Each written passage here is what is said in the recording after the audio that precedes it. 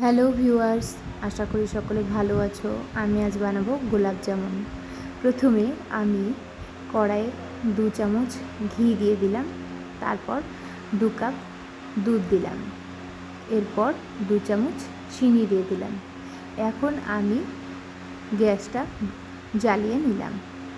তারপর কিছুটা নাড়াচাড়া করার পরে ধীরে ধীরে আমি 2 কাপ পরিমাণ সুজি দুধের মধ্যে দিয়ে ভালো মতো নাড়াচাড়া করতে লাগলাম, যাতে সুজিটা দানা না পেকে যায়।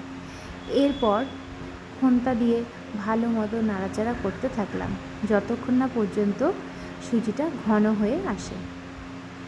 যখন দেখব একদম ঘন হয়ে এসেছে, তখন আমি এই সুজির মণ্ডটিকে একটি থালার মধ্যে নামাবো। আর এদিকে আমি কিছুটা পরিমাণ ছানা করে রেখেছিলাম।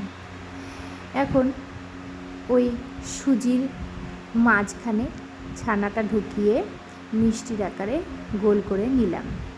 তারপর একটি কড়াইয়ে সাদা তেল দিয়ে সেই গোল করে রাখা সুজির মিষ্টির আকারে গোলাপ জামুনগুলোকে ভেজে নিলাম। আর আরেকটি কড়াইয়ে আমি চিনির শিরা তৈরি করে নিলাম।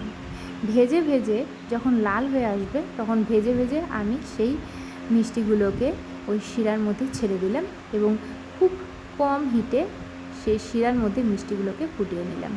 এভাবে আমি আরও কয়েকটি ভেজে নেব এবং একইভাবে ভেজে নেওয়ার পর যখন লাল লাল হয়ে আসবে, তখন এই শিরার মধ্যে ছেড়ে দেব।